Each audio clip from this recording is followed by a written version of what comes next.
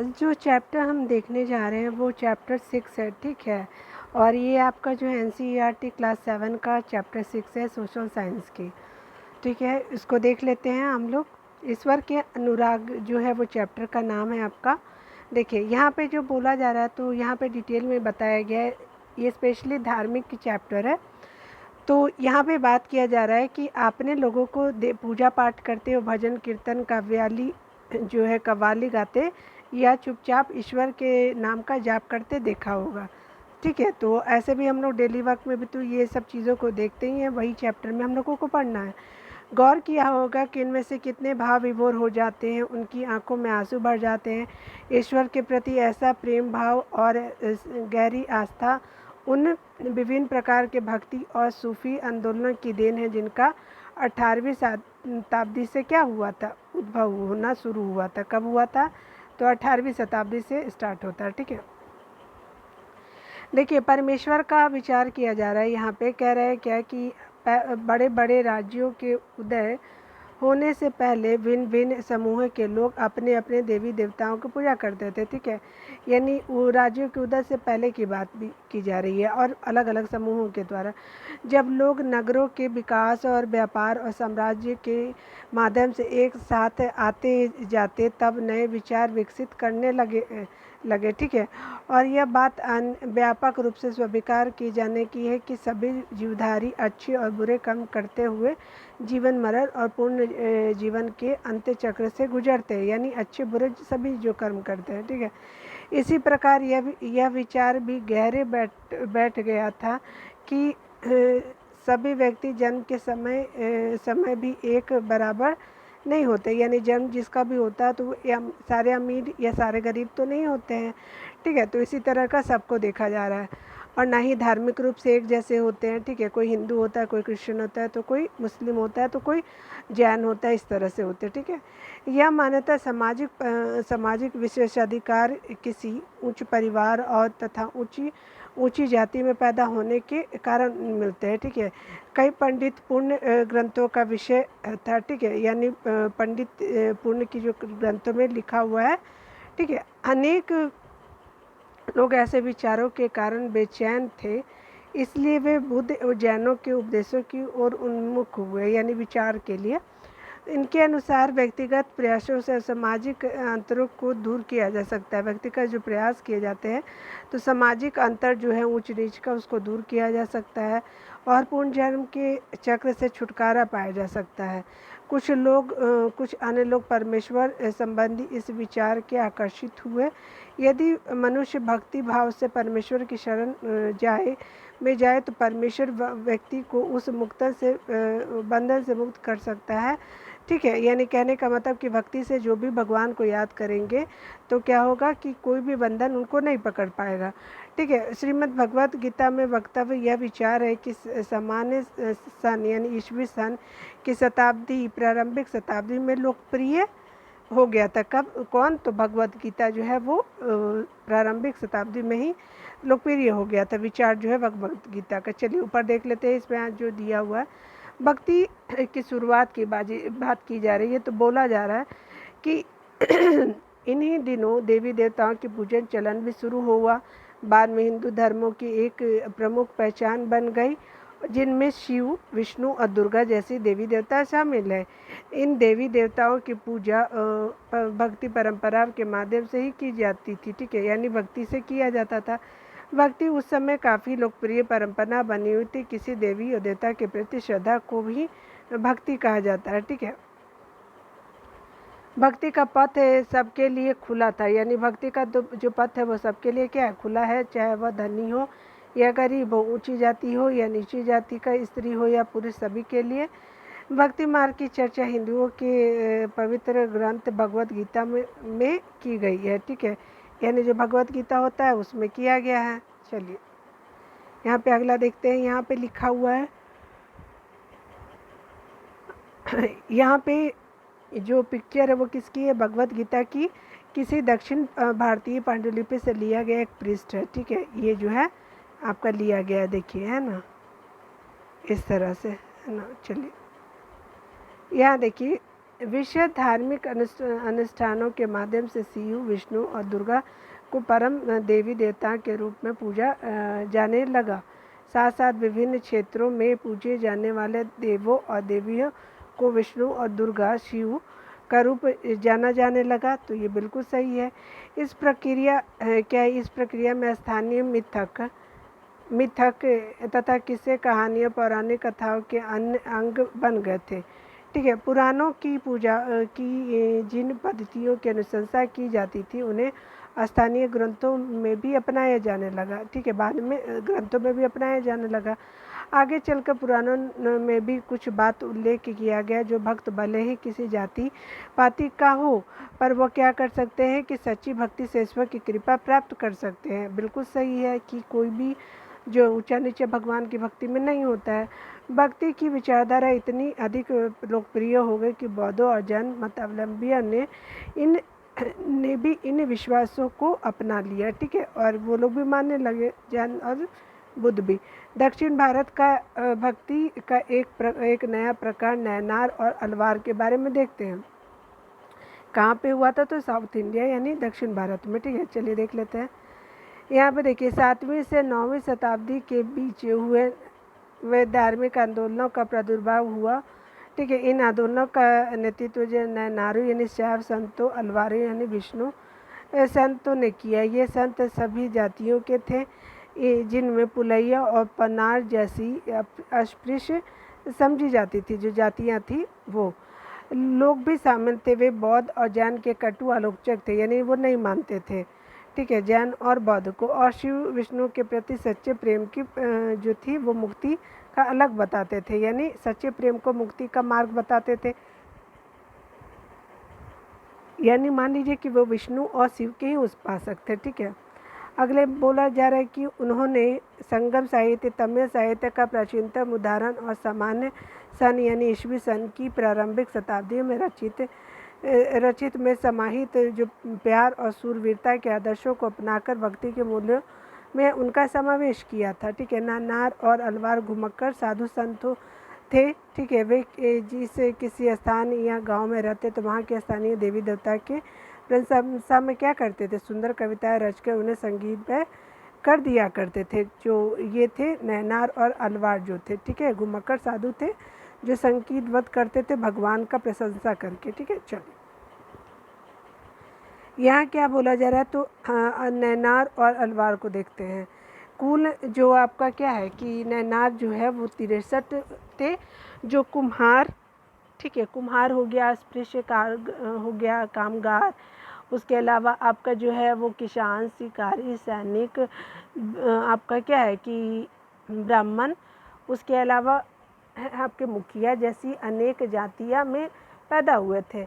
इनमें से क्या है कि आपके सर्वाधिक प्रसिद्ध थे अपार, सबंदर, सुंदरार और मणिकब सागार। ठीक है। नाम था उनके प्रसिद्ध जो थे। ठीक है। अगला देखिए।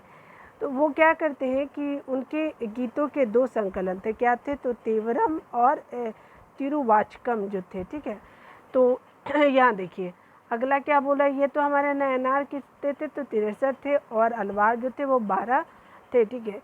वे भी भिन्न भिन्न प्रकार के पृष्ठभूमि से आए थे और उन्होंने इनमें से सर्वाधिक प्रसिद्ध थे पेरिय अलवार और उनकी पुत्री अंडाल जो थी टोडर डिपुडी अलवार और नमलार जो थे, जिनके गीत जो है दिव्य प्रबंधम में संकलित है। यानी जो गीत लिखे थे इन्होंने तो किस में है? तो ये है प्रबंधम में संकलित है। ठीक है। अगला देखिए।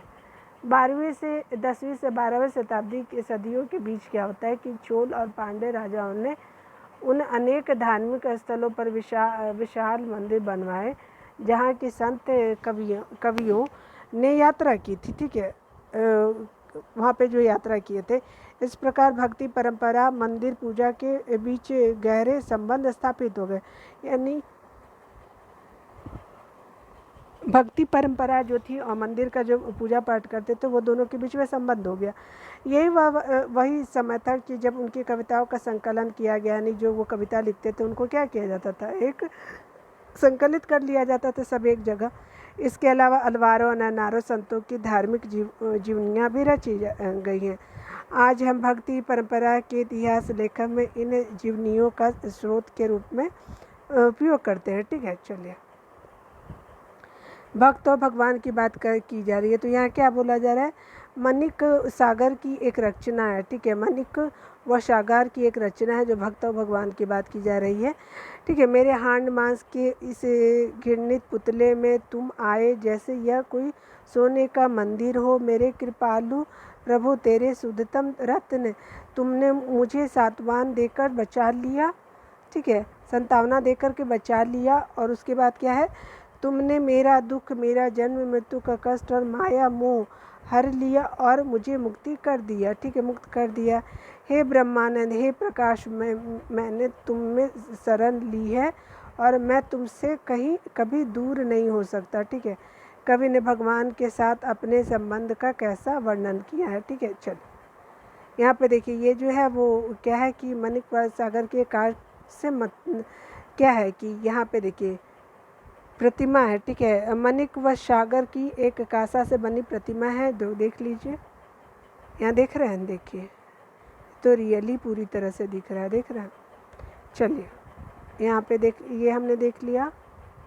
दर्शन और भक्ति की बात की जा रही है। तो दर्शन और भक्ति में क्या है कि भारत के सर्वाधिक प्रभावशाली दार्शनिकों में से एक शंकर का जन्म 8वीं शताब्दी में केरल प्रदेश में हुआ था। ठीक है, शंकर का जन्म जो था वो कब हुआ था, 8वीं शताब्दी में होता है। कहाँ पे, केरल में। वे अद्वैतवाद के समर्थक थे। कौन, तो शंकर। इसके अलावा अनुसार जीवात्मा और परमात्मा जो परम सत्य है दोनों एक ही है। ठीक है, उन्होंने यह शिक्षा दी थी कि ब्रह्मा जो एकमात्र परम सत्य है वह निर्गुण और निरंकार है। शंकर ने हमारे चारों ओर के संसार को मिथ्या या माया मानव और संसार का परित्याग करने अर्थात संन्यास लेने और ब्रह्मा की सही प्रकृति को समझने, मोक्ष प्राप्त करने के लिए ज्ञान को मार्ग को अपनाने का उपदेश दिया। ठीक है, अगला क्या बोला जा रहा है कि रामानुज 11वीं शताब्दी में तमिलनाडु में पैदा हुए थे। अगला क्या है कि वे विष्णु भक्त अलवार संतों से बहुत प्रभावित थे। ठीक है, तो 11वें रामानुज कब होते थे, 11वीं शताब्दी में। कब, कहाँ पे, तो तमिलनाडु में। कौन से भक्त थे, तो विष्णु भगवान के भक्त थे, अलवार संत थे। ठीक है, उनके अनुसार मोक्ष प्राप्त करने का उपाय विष्णु के प्रति अनन्य भक्ति भाव रखना है। ठीक है, अगर आप मोक्ष प्राप्त करना चाहते हैं तो भगवान विष्णु की कृपा दृष्टि से उनके भक्त उनके साथ एकाकार होने का परमानंद प्राप्त कर सकता है, यानी भगवान का जो है वो अस्तित्व मान लेना।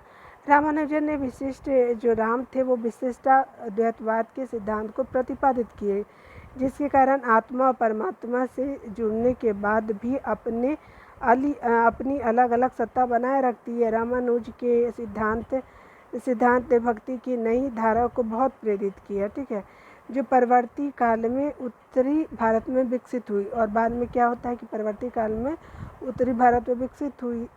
अगला देखिए, बसवण्णा और वीरशैववाद। बसवण्णा क्या है कि हमने पहले पढ़ा कि तमिल भक्ति आंदोलन और मंदिर पूजा के बीच क्या संबंध थे। ठीक है, बसवण्णा और वीरशैववाद की बात की जा रही है। ठीक है, यानी भक्ति आंदोलन जो तमिल में था और मंदिर के बीच क्या संबंध है, इसके बारे में देखते हैं। इसके अनुसार जो प्रतिक्रिया हुई वह बसवण्णा और अल्लम्मा प्रभु अक्क महादेवी जैसे साथियों द्वारा प्रारंभ किया गया था। वीरशैव जो आंदोलन स्पष्टता दिखाई देता है। ठीक है, यह आंदोलन 12वीं शताब्दी के मध्य में कर्नाटक में आरंभ हुआ। ये जो आपका आंदोलन हुआ, कौन सा, वीरशैव आंदोलन जो हुआ था। वीरशैवों ने सभी व्यक्तियों की समानता के पक्ष में और जाति तथा नारी के प्रति व्यवहार के बारे में ब्रह्मवादी विचारधारा के विरुद्ध अपने प्रबल तर्क प्रस्तुत किए। इसके अलावा वे सभी प्रकार के कर्मकांडों और मूर्ति पूजा के विरोधी थे। ठीक है, यहाँ देखिए, यहाँ पे क्या किया जाए, वीरशैवों के वचन की बात की जा रही। नीचे कुछ वचन या कथन दिए गए हैं जो बसवण्णा के बताए गए हैं। ठीक है, धर्माल लोग हैं। ठीक है, शिवों के मंदिर बनाते। मैं एक गरीब आदमी क्या करूँगा, मेरी टांगे खंबे हैं। शरीर तीर्थ मंदिर है। शरीर क्या है, वो तीर्थ मंदिर है। सिर उसकी छतरी है, सोने की बनी हुई है। जरा सुनो नदी संगम के प्रभु, खड़ी हुई चीज़ें कभी गिर जाएंगी, लेकिन चलने वाला सदा चलती रहेंगी। बसवन्ना ईश्वर को कौन सा मंदिर अब अर्पित कर रहा है, यानी हमारे भगवान पूछ रहे हैं कि ये कौन सा मूर्ति जो है वो बन रहा है या बनाया जा रहा है। तो चलिए देख लेते हैं अगला। यहाँ पे देखिए, और पर तो कुछ बचा हुआ नहीं है ना कि बचा हुआ है। चलिए यहाँ पे देख लेते हैं। यहाँ पे कुछ दिया हुआ है, यहाँ पे बॉक्स में शंकर या रामानुज के विचारों के बारे में कुछ पता लगाने का प्रयत्न करें। ठीक है, कुछ अलग तरह से पता लगाने की बात की। चलिए अगला देख लेते हैं। यहाँ पे कुछ बचा हुआ होगा तो देखिए, यहाँ पे जो बोला जा रहा है तो कह रहा है क्या, महाराष्ट्र के ज्ञानेश्वर, नामदेव, एकनाथ और तुकाराम जैसे शैव संत कभी भगवान विट्ठल के उपासक थे। किसके विट्ठल? भगवान विट्ठल के उपासक थे। भगवान विट्ठल की आराधना ने परोपकारी संप्रदाय को जन्म दिया था। जो विट्ठल भगवान का पूजा करते थे वो कौन से संप्रदाय थे? वारकरी संप्रदाय। और वो पंढरपुर वार्षिक तीर्थ यात्रा पर जोर देते थे। पंढरपुर यानी आपका कहाँ, वो दर्शन के लिए जाते थे, तीर्थ स्थल था। ठीक है, वारकरी समुदाय का। ठीक है, विट्ठल संप्रदाय का भक्ति के शक्तिशाली उपादान के रूप में उदय हुआ और तथा लोगों में काफ़ी लोकप्रिय हुआ। बाद में बहुत फेमस हुआ भगवान का जो वारकरी संप्रदाय। ठीक है, चलिए यहाँ देखते हैं। दक्कन में भक्ति आंदोलन की बात की जा रही है तो आपका 13वीं से 17वीं शताब्दी तक महाराष्ट्र में अनेक संत कवि हुए थे। कब? तो 13वीं से 17वीं शताब्दी तक, जिनके सरल मराठी भाषा में लिखे गए गीत आज भी जन मन को प्रेरित करते हैं। उन संतों में सबसे महत्वपूर्ण कौन थे? तो ज्ञानेश्वर थे, नामदेव थे, एकनाथ थे, तुकाराम, सखुबाई जैसे स्त्रियां और चोखा मेला का परिवार जो अस्पृश्य समझी जाने वाली महाजाति का था, यानी छोटा जात का। ठीक है, मतलब देखिए भक्ति के लिए क्या ऊपर और क्या नीचे। ठीक है, भक्ति तो भगवान के लिए होते हैं, वो सब तो बनाए हुए हैं भगवान के ही हैं। भक्ति की यह क्षेत्रीय परंपरा पंढरपुर में विट्ठल पर, यानी विष्णु का एक रूप विट्ठल भी है, पर और जन मन के हृदय में विराजमान व्यक्ति देव यानी ईश्वर संबंधी विचारों पर केंद्रित था। ठीक है, अगला देखते हैं। इन संत कवियों ने सभी प्रकार के कर्मकांडों, कविताओं के ढोंगों और जनप आधारित सामाजिक अंतरों का विरोध किया। यहाँ तक कि उन्होंने संन्यास के विचारकों को भी ठुकरा दिया और किसी भी अन्य व्यक्ति की तरह रोजी रोटी कमाते हुए परिवार के साथ रहने लगे और विनम्रतापूर्वक जरूरतमंद साथी व्यक्तियों की सेवा करते हुए जीवन बिताने और अधिक पसंद किया। उन्होंने इस बात पर बल दिया कि असली भक्ति दूसरों की दुखों को बांट करके होता है। असली भक्ति दूसरों के दुखों को बांट कर होता है। ठीक है, वो लेना चाहिए। इससे एक नए मानवतावादी विचार का उद्भव होता है, यानी दूसरों को जब हम दुख बांटते हैं तो एक तरह का क्या होता है, नया मानवतावादी विचार उत्पन्न होता है। जैसा कि सुप्रसिद्ध गुजराती संत नरसी मेहता थे। कहाँ से थे? तो गुजरात से थे। वैष्णव जन तो तेने कहिए पीर पराई जाने रे, यानी वैष्णव जन तो तेरे कहिए, किसका लिखा हुआ? नरसी मेहता का। ठीक है, संत थे।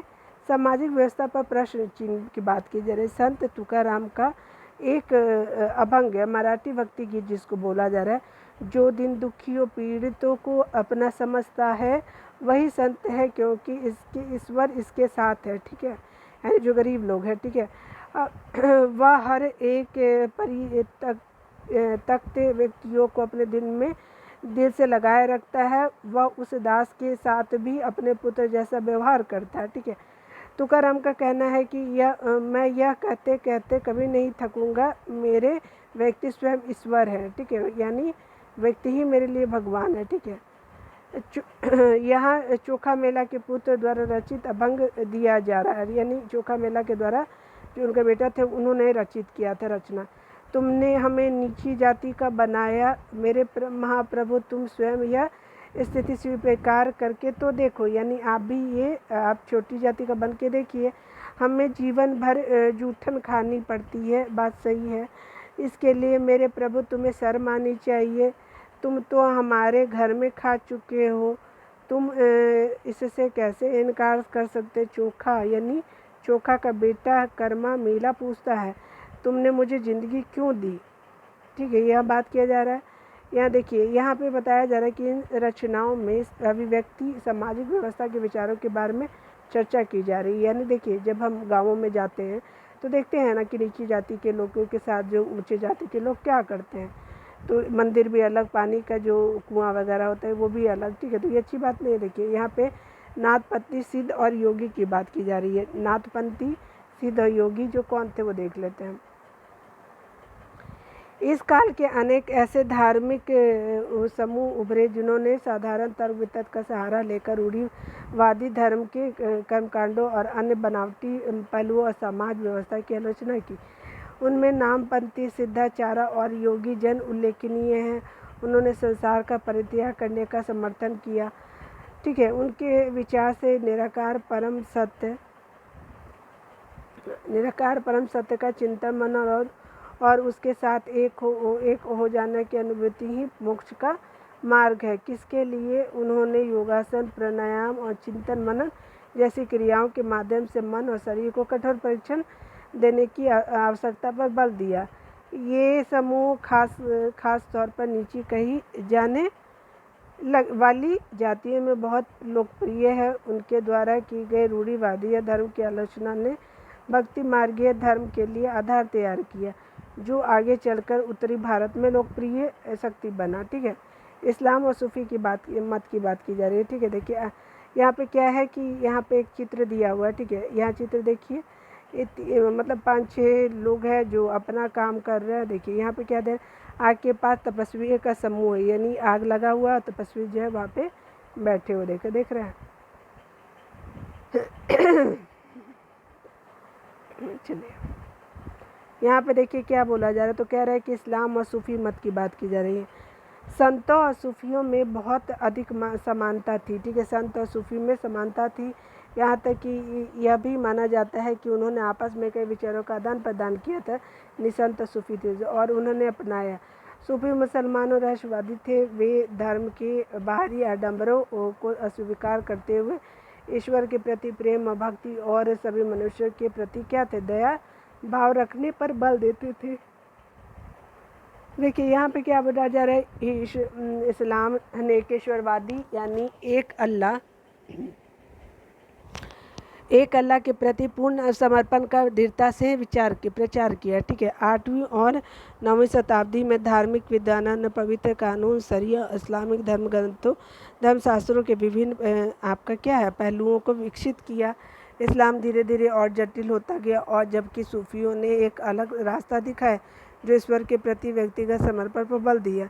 सूफी लोगों ने मुस्लिम धार्मिक विद्वानों द्वारा निर्धारित विषम कर्मकांड और आचार संहिता को बहुत कुछ अस्वीकार कर दिया। वे ईश्वर के साथ ठीक उसी प्रकार जुड़े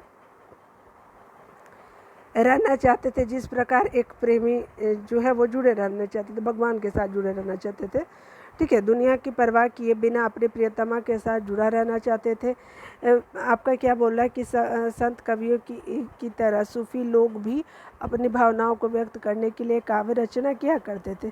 गद्य में एक विस्तृत साहित्य और कई जो है वो किस्से कहानियाँ इन सूफी संतों के क्या थे, इर्द-गिर्द जो थे वो आसपास जो विकसित हुई थी, ठीक है। यानी अलग अलग तरह की जो कहानियाँ थी सूफी संतों के द्वारा जो सुनाई जाती थी। यहाँ पे देखिए क्या बोला जा रहा है कि मध्य एशिया के महान सूफी संतों में गज्जाली, रूमी, सादी के नाम उल्लेखनीय हैं। नामपंथियों, सिद्धों और योगियों की तरह सूफी भी यही मानते थे कि दुनिया के प्रति अलग नज़रिया अपनाने के लिए दिल को सिखाया पढ़ाया जा सकता है। उन्होंने किसी औलिया पीर को देख रेख में जिक्र यानी जाप का नाम, चिंतन यानी समा क्या होता था, गाना, यानी जिक्र क्या होता था, नाम का जाप होता था। समा गाना को बोलते थे। रस जो होता था डांस को बोलते थे, नृत्य को। नीति, चर्चा, सांस पर नियंत्रण आदि के जरिए प्रशिक्षण की विस्तृत रीतियों का विकास किया, ठीक है। इस प्रकार आध्यात्मिक सूफी उस्तादों की पीढ़ियाँ सिलसिलों का प्रतिभाव और इनमें से हर एक सिलसिला निर्देशों और धार्मिक क्रियाओं का थोड़ा बहुत अलग तरीका अपनाती थी, ठीक है। आनंदी सूफी का दिया हुआ है तो देख लेते हैं यहाँ पे क्या लिखा हुआ है। यहाँ पे क्या बोल रहा है, कह रहा है क्या कि कश्मीर में 15 एवं 16वीं सदियों में सूफीवाद के ऋषि पंथ का उदय हुआ। इस पंथ की स्थापना जो शेख नूरुद्दीन वली, जिन्हें नंद ऋषि के नाम से भी जाना जाता था, ने की, और जिसने कश्मीर के लोगों के जीवन पर गहरा प्रभाव डाला। ठीक है, ऋषि संतों को समर्पित कई स्मारक, ऋषि संतों के जो स्मारक थे, समर्पित जो स्मारक कश्मीर के कई भागों में पाए जाते थे, जो ऋषियों के द्वारा। देखिए यहाँ पे देख रहे हैं, इस तरह से जो बहुत सारे लोग इकट्ठा होते हैं, और 15वीं 16वीं शताब्दी में एक ऋषि पंथ का उदय होता है जो कश्मीर में होता है। ठीक है, देख लीजिए। अगला देखते, कुरान की पांडुलिपि जो है किया गया है, एक पृष्ठ दक्कन परवर्ती 15वीं शताब्दी की है। ठीक है, यहाँ देखिए, सूफी संस्था, जहाँ सूफी संत अक्सर रहते थे। ठीक है, संस्था जो होती थी वो खानका कही जाती थी। क्या थी? तो खानका जो होती थी वो सूफी संस्था, जहाँ सूफी संत अक्सर रहते भी हैं। ठीक है, अगला देखिए, 11वीं शताब्दी में अनेक सूफी 11वीं शताब्दी में क्या होता है कि अनेक सूफी जन मध्य एशिया से आकर हिंदुस्तान में बसने लगे। दिल्ली सल्तनत अध्याय 3 की स्थापना के साथ ये प्रक्रिया उस समय और भी बहुत मजबूत हो गई, जब उपमहाद्वीप में सर्वत्र बड़े बड़े अनेक सूफी केंद्र विकसित हो गए। चिश्ती सिलसिला इन सभी सिलसिलों में सबसे अधिक प्रभावशाली थे। तो कौन? तो चिश्ती सिलसिला। ठीक है, इनमें औलिया की एक लंबी परंपरा थी। क्या थी? तो औलिया की एक लंबी परंपरा थी। जैसे अजमेर के ख्वाजा मोइनुद्दीन चिश्ती हो गए, कहाँ के थे? तो अजमेर से थे। दिल्ली के कुतुबुद्दीन बख्तियार काकी हो गए, पंजाब के क्या थे? बाबा फरीद थे।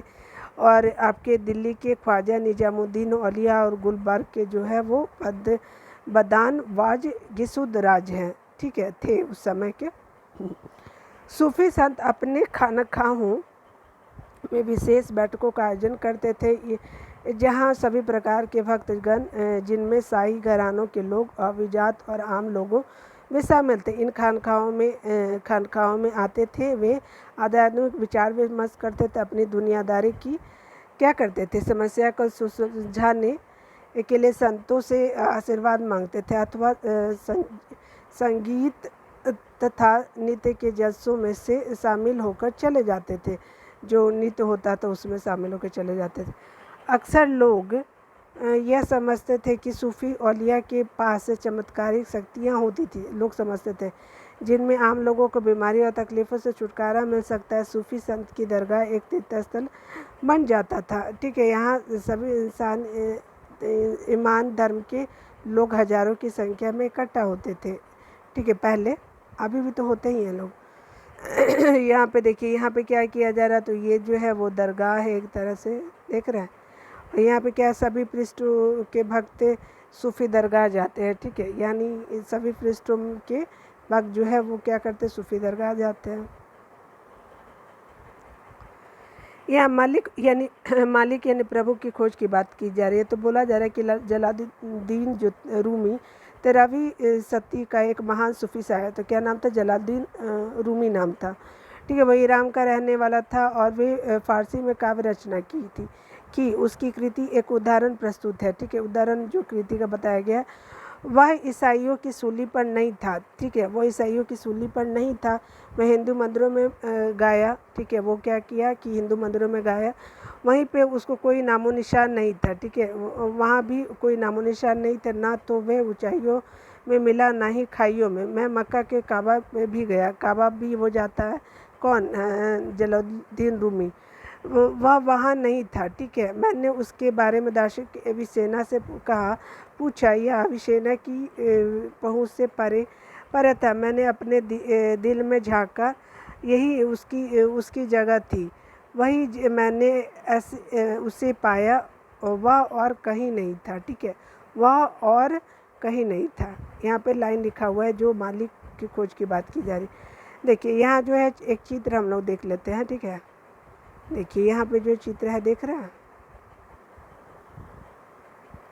देख लीजिए। ये स्वर्थ से अनुराग जो चैप्टर हम लोग पढ़े उसमें देख लीजिए क्या है।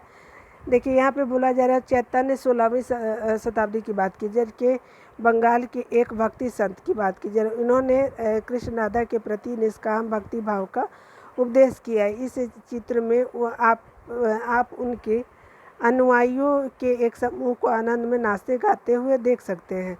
ठीक है, चलिए उत्तर भारत में धार्मिक बदलाव की बात की जा रही है। तो यहाँ पे क्या बोला जा रहा है, तो कह रहा है कि देखिए 13वीं सदी के बाद उत्तरी भारत में भक्ति आंदोलनों की एक लंबी लहर आई। ठीक है, कब, तो 13वीं सदी में। और क्या होता है कि यही एक ऐसा युग था जब इस्लाम, ब्रह्मवादी, हिंदू धर्म, सूफी मत, भक्ति की विभिन्न धाराओं ने और नामपंथी सिद्धों और योगियों ने परस्पर एक दूसरे को प्रभावित किया। हमने देखा कि राज्यों, यानी कहने का मतलब है कि जो हमारा चैप्टर 2, 3 और 4 का उद्भव हो रहा था, लोग अपने अपने नए व्यवसाय और नई नई भूमिकाओं खोज रहे थे। ठीक है, यानी अलग अलग भूमिकाएं और जो भी वो काम करते थे खोज रहे थे।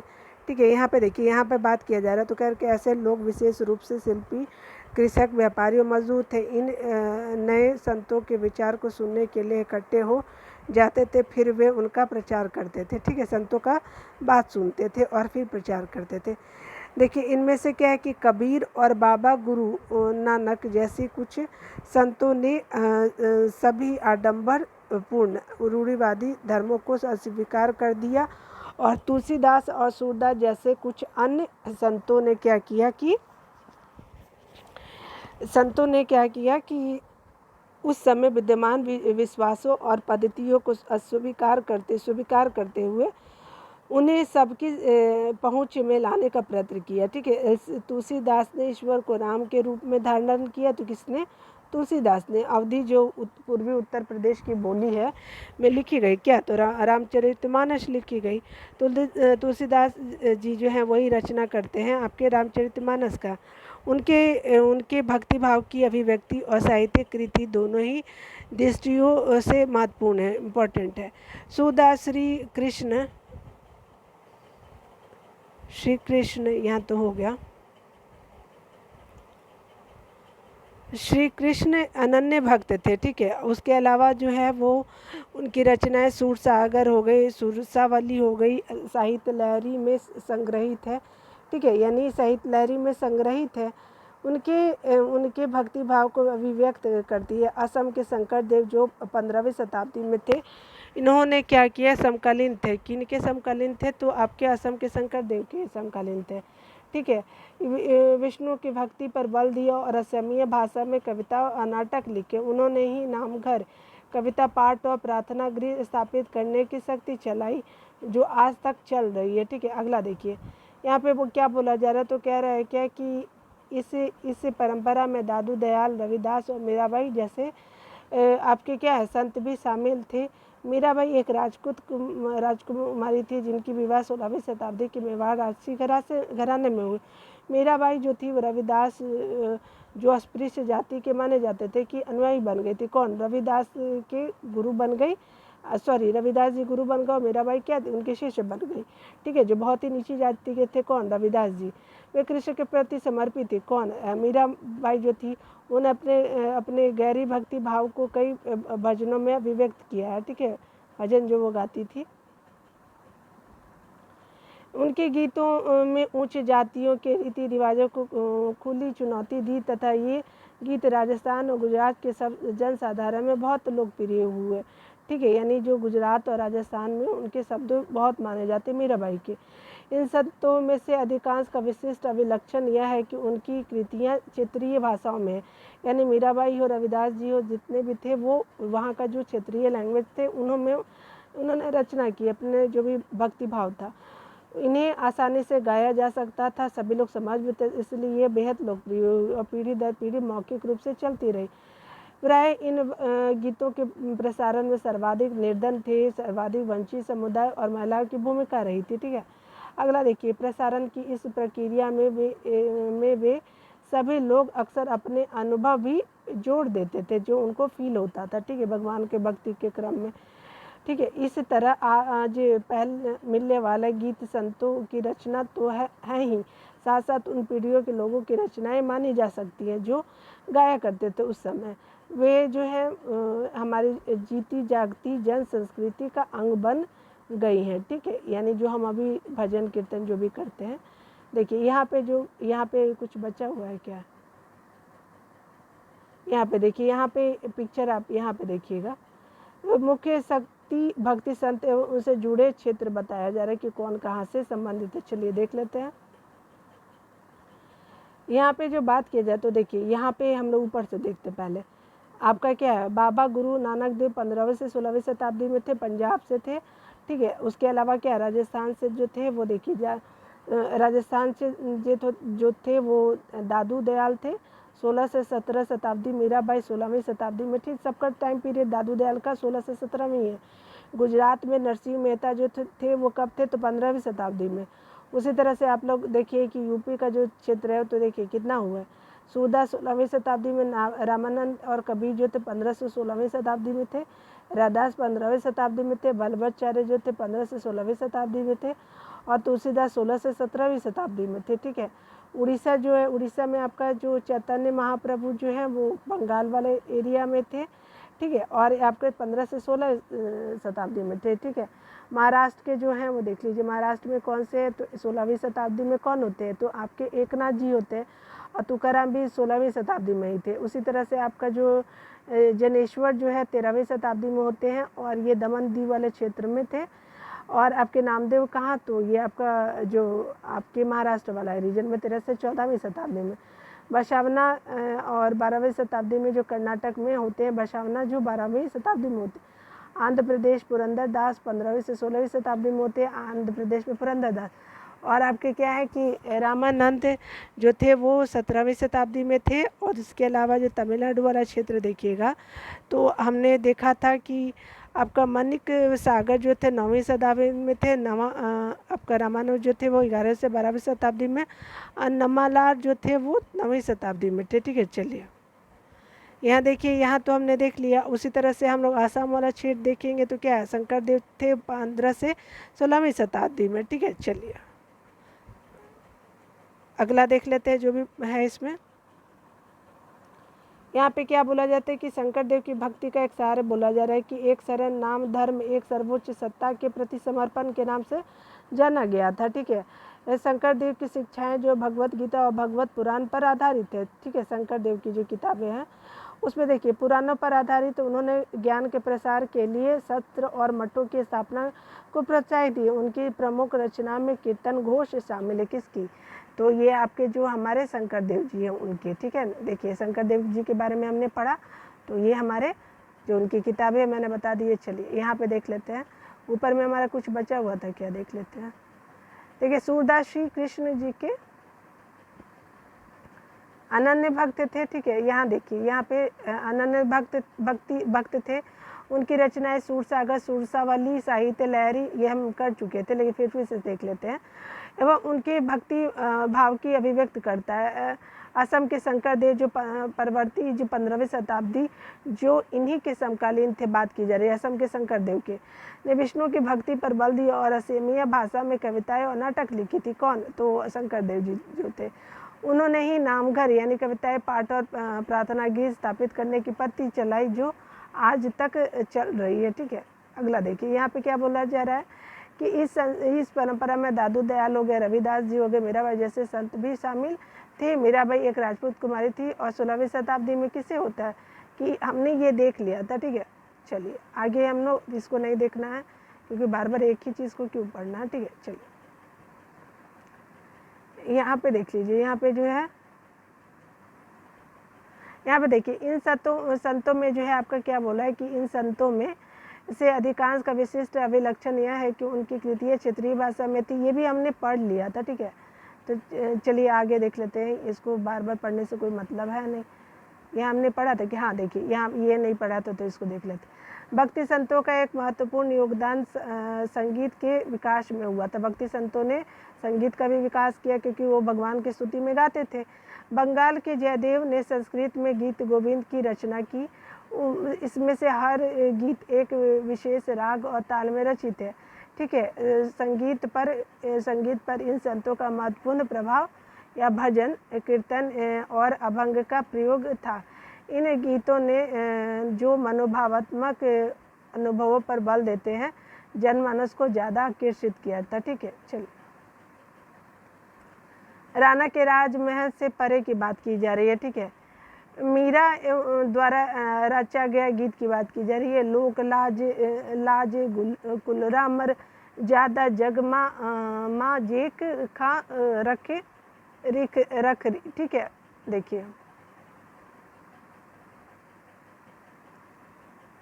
ठीक है। उसके अलावा महल अटारी हम सब त्यागे, ठीक है। त्यागे थारो बसनो बसनो शहर, ठीक है। राणा जी थे रख्यानो राखो महासु बैर, विख विख रो प्याले राना भेजिया और पीवी मिसा हासी रही, ठीक है। यानी मीरा हासी रही, मतलब हंस के वो पी लेती हैं। उनको विष भी पिलाया गया था ना मीरा जी को। बार नबाका भयो गरल अमृत ज्यो पियो, राणा ने क्यों रखियो मासा बैर, यानी कहने का मतलब कि राणा इतना मुझसे बैर क्यों करते थे। ये जो भक्त थी ना, तो इनको लोग पसंद नहीं करते थे, ठीक है, क्योंकि ये एक राजपूत रानी थी, राजा के महल से परे, ठीक है। राणा के राजमहल से परे की बात की जा रही है। तो मीरा जी को भक्ति करते वो कोई भी पसंद नहीं करता था। विष का प्याला भी इनको दिया गया था, लेकिन भगवान का इतना मतलब इन पे कृपा था कि इनको कुछ नहीं हो पाया, ठीक है। देखिए क्या होता है कि कबीर नज़दीक से एक नज़र की बात की जा रही है। कबीर भक्त संभवतः 15वीं 16वीं शताब्दी में हुए थे। कबीर कब हुए थे? 15वीं से 16वीं शताब्दी में। वे एक अत्यधिक प्रभावशाली संत थे। उनका पारस पोषण कहाँ से होता है? तो वाराणसी में था, और उनके आसपास के एक मुसलमान दूल्हा यानी बुनकर परिवार रहता था। कहाँ पे? तो कबीर का, ठीक है। उसके बाद क्या होता है कि उनके जीवन के बारे में हमारे पास बहुत कम विश्वसनीय जानकारी है। हमें उनके विचारों से जानकारी उनकी सखी और पदों की विशाल संग्रह से मिलती है, जिनके बारे में यह कहा जा सकता है उनकी रचना तो कबीर ने की थी, परंतु ये गुमंती भजन गायकों द्वारा गाए जाते थे, ठीक है। इनमें से कुछ भजन गुरु ग्रंथ साहिब में और पंचवाणी और बीजक में संग्रहित और सुरक्षित है, यानी जो कबीर के शब्द है, ठीक है। चलिए,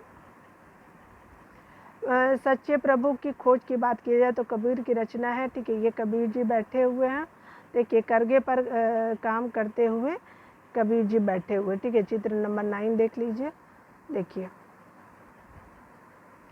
काम कर रहे हैं ये, देखिए कबीर की रचना बोला जा रहा है। तो देखिए यहाँ पे क्या लिखा हुआ है, तो अलग राम जीऊ तेरे नाई, बंदे उपारी मिहर मिहर करो मेरे साई, क्या ले माटी भूई सु मारो, क्या जल दे नहावे, जो करे मशकिन सतावे, गुण ही रहे छिपावे, ब्राह्मण व्यरसी करे 2400 काजी महरम जान, ठीक है। यहाँ पे उनका जो शब्द लिखा हुआ है, 11 मास जूते क्यों किए एक ही माही समान, पूर्व हिस्सा दरी का बासा, पश्चिम अला मुकामा, दिल ही खोजी दिले भीतरी, यहाँ राम रही माना, ठीक है। यानी इन्होंने अपने जो शब्दों में लिखा है, देखो यहाँ पे जो है वो उनके द्वारा लिखा गया है। चलिए देख लेते हैं यहाँ पे क्या बोला जा रहा है। देखिए यहाँ पे कहा जा रहा है, तो कह रहे हैं क्या कि कबीर के उपदेश प्रमुख धार्मिक परंपराओं की पूर्ण और प्रचंड अस्वीकृति पर आधारित थी। उनके उपदेशों में ब्राह्मणवादी हिंदू धर्म और इस्लाम दोनों की ब्राह्मण आडंबरपूर्ण पूजा के सभी रूपों का मजाक उड़ाया गया है। उनके काव्य की भाषा बोलचाल की हिंदी थी, जो आम आदमियों द्वारा आसानी से समझी जा सकती थी। उन्होंने कभी कभी रहस्यमयी भाषा का भी प्रयोग किया है, और जिसे समझना कठिन होता है, ठीक है। अगला देखिए, कभी निराकार परमेश्वर में विश्वास रखते थे। कौन? तो कभी निराकार परमेश्वर में विश्वास रखते थे।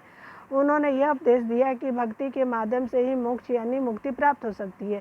हिंदू और मुसलमान दोनों लोग उनके अनुयायी हो गए थे, ठीक है। चलिए लास्ट में देखिए, बाबा गुरु नानक की बात की जा रही है कि नज़दीक से एक नज़र की बात की जा रही है। देखते हैं, तो बाबा गुरु नानक जी के बारे में देखते थे। कबीर की अपेक्षा जो बाबा गुरु नानक थे, वो उनका जन्म पीरियड कब है? तो 1469 से लेकर के 1539 के बीच हम कहीं अधिक जानते हैं, ठीक है। तलवंडी यानी पाकिस्तान में ननकाना साहब में जन्म लेने वाले बाबा गुरु नानक करतारपुर रावी नदी के तट पर डेरा बाबा नानक में एकत्र केंद्र स्थापित करने से पहले कई यात्राएं की, ठीक है। यानी रावी तट के पास वो क्या बनाते हैं? डेरा बाबा नानक बनाते हैं, ठीक है। और तलवंडी कहाँ है, तो ननकाना साहिब कहाँ है, तो पाकिस्तान के तलवंडी में है, ठीक है। और क्या हुआ कि जन्म कहाँ हुआ था, तो बाबा गुरुदेव साहब करतारपुर रावी नदी के पे यहाँ पे वो क्या करते हैं, अपना डेरा स्थापित करते हैं। पहले यात्रा की थी, ठीक है। उन्होंने अपने अनुयायियों के लिए करतारपुर में एक नियमित उपासना पद्धति अपनाई। कहाँ पे, करतारपुर में। इसके अंतर्गत उन्हीं के शब्दों को गाया जाता है, भजन में गाया जाता है, शब्दों को भजन बोलते हैं। उनके अनुयायी अपने पहले धर्म या जाति अथवा लिंग भेद को नजरअंदाज करते हुए एक सांझी रसोई में इकट्ठा खाते पीते थे, यानी लंगर चलता था, ठीक है। उसके अलावा क्या लंगर कहा जाता है, बाबा गुरु नानक ने उपासना और धार्मिक कार्यों के लिए जो नियुक्ति की थी उसे धर्मशाला कहा जाता था। आज इसे गुरुद्वारा कहा जाता है, धर्मशाला को आप गुरुद्वारा कहते हैं। 1539 में क्या होता है कि बाबा गुरु नानक देव का जो है वो मृत्यु हो जाता है और उत्तराधिकारी उनके अनुयायी बनते हैं, जिनका क्या नाम था, लहना नाम था। लेकिन ये गुरु अंगद के नाम से जाने गए, लेकिन लहना क्या बाद में बनते हैं, तो गुरु अंगद के नाम से जाने जाते हैं, ठीक है। यहाँ देखिए, यहाँ पे क्या बोला जा रहा है, तो धार्मिक अनुभवों से चर्चा करते बाबा गुरु नानक जब वे युवक थे, ठीक है। चलिए, जब वो यंग थे तो ठीक है, देखिए इस तरह से, ठीक है। और अंगद के नाम से जाने गए। यहाँ पे देखिए, यहाँ पे जो कुछ लिखा हुआ है, यहाँ पे क्या है, तो गुरु ग्रंथ साहिब की एक आरंभिक पांडुलिपि है, यानी गुरु ग्रंथ साहिब ये पंजाबी में लिखा हुआ है, देख लीजिए, ठीक है, ये देख लीजिए। लहना कहे जाते थे। देखिए, गुरु अंगद नाम का महत्व यह है कि गुरु अंगद बाबा गुरु नानक के अंग माने जाने गए, यानी आप अंग जिस तरह से शरीर का अंग था, उसी तरह से गुरु अंगद जो है वो नानक जी के अंग थे। गुरु अंगद ने बाबा गुरु नानक की रचनाओं का क्या किया, संग्रह किया और उस संग्रह में अपनी कृतियाँ भी जोड़ी, यानी अंगद जी का भी कृति था, ठीक है। संग्रह एक नई लिपि गुरुमुखी में लिखा गया, ठीक है। संग्रह जो किया गया तो वो गुरुमुखी लिपि में लिखा गया। और ये क्या होता है कि आपका जो है गुरु अंगद ने 3 अधिकारियों ने अपनी रचनाएं की है, ठीक है, नानक के नाम से लिखी है। तो गुरु नानक के जो 3 उत्तराधिकारी थे, उन्होंने अपने नानक के नाम से रचना लिखी है। इन सभी का जो संग्रह गुरु अर्जन ने 1604 में किया था। संग्रह कब किया था, 1604 में गुरुदेव अर्जुन जी के द्वारा किया गया था, ठीक है। और इस संग्रह में शेख फरीद, संत कबीर, भगत नामदेव और गुरु तेग बहादुर थे। और जैसे सूफी संतों और वानियों की जो वानी जोड़ी गई थी, बाद में गुरु और वानियों की जोड़ी गई थी, सूफी संत और संतों की भी थी। 1706 में क्या होता है कि बृहद संग्रह को गुरु तेग बहादुर के पुत्र और उत्तराधिकारी जो थे वो क्या थे, गुरु गोविंद सिंह को प्रमाणित किया गया। यानी तेग बहादुर जी के बेटे कौन थे, तो गुरु नानक देव, जिनका जन्म पटना में होता है, ठीक है, पटना सिटी में। आज इस संग्रह को सिखों के पवित्र गुरु ग्रंथ साहिब में देखा जा सकता, माना जा सकता। सारे चीज़ों का लिखा हुआ है वहाँ पे, गुरु के बारे में, शब्द के बारे में, गाने हैं, भजन वगैरह। 16वीं शताब्दी में क्या होता है कि जो बाबा गुरु नानक के उत्तराधिकारी के नेतृत्व में उनके अनुयायियों की संख्या का विस्तार हुआ। ये अनुयायी कई जातियों के थे, उन्होंने इनमें व्यापारी, कृषक और सबका ज़्यादा थे। इसकी वजह एक हो सकती है कि बाबा गुरु नानक इस बात पर बल दिया करते थे उनके अनुयायी गृहस्थ और उपयोगी एवं उत्पादक पेशे से जुड़े हों, ठीक है। अनुयायी से यह आशा की जाती थी कि वे अन्य समुदाय के समान कोष में योगदान देंगे, यानी मतलब सब लोगों का एक जगह फंड इकट्ठा होगा और धार्मिक या फिर दूसरे के कल्याण में खर्चा किया जाएगा। 17वीं शताब्दी में क्या होता है कि आराम में केंद्रीय गुरुद्वारा हरमंदिर साहिब, जिसको स्वर्ण टेम्पल बोला जाता है, उसको हरमंदिर साहिब भी बोलते हैं, अमृतसर में है, के आसपास रामदासपुर शहर यानी अमृतसर विकसित किया जाता है। अमृतसर में विकसित किया जाता है। शहर का नाम अमृतसर है। प्रशासन में यह वस्तुतः स्वायत्त था। आधुनिक इतिहासकार इस युग के सिख समुदाय को राज्य के अंतर्गत मानते हैं।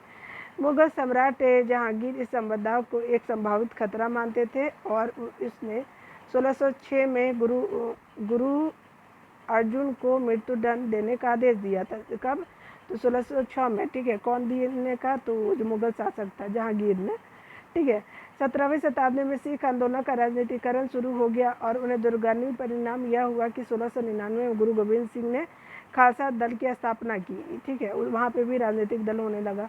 ठीक है, उसके बाद क्या होता है कि खालसा दल के नाम से जाना जाने वाला सिख समुदाय अब एक राजनीतिक सत्ता बन गया है। ठीक है, यानी अपना अपना स्वार्थ साधने के लिए ऐसे करते हैं। देखिए यहाँ पे क्या है कि 16वीं और 17वीं शताब्दी में बदलती हुई ऐतिहासिक परिस्थितियों ने सिख समुदाय के विकास को प्रभावित किया और शुरू से ही गुरु नानक के विचारों का सिख आंदोलन का जो है वो प्रभाव रहा। सिख आंदोलन जितने होते थे तो वो गुरु नानक जी का प्रभाव उसमें देखने को मिलता था। ठीक है, चलिए ये लास्ट पेज है, इसको देख लेते हैं।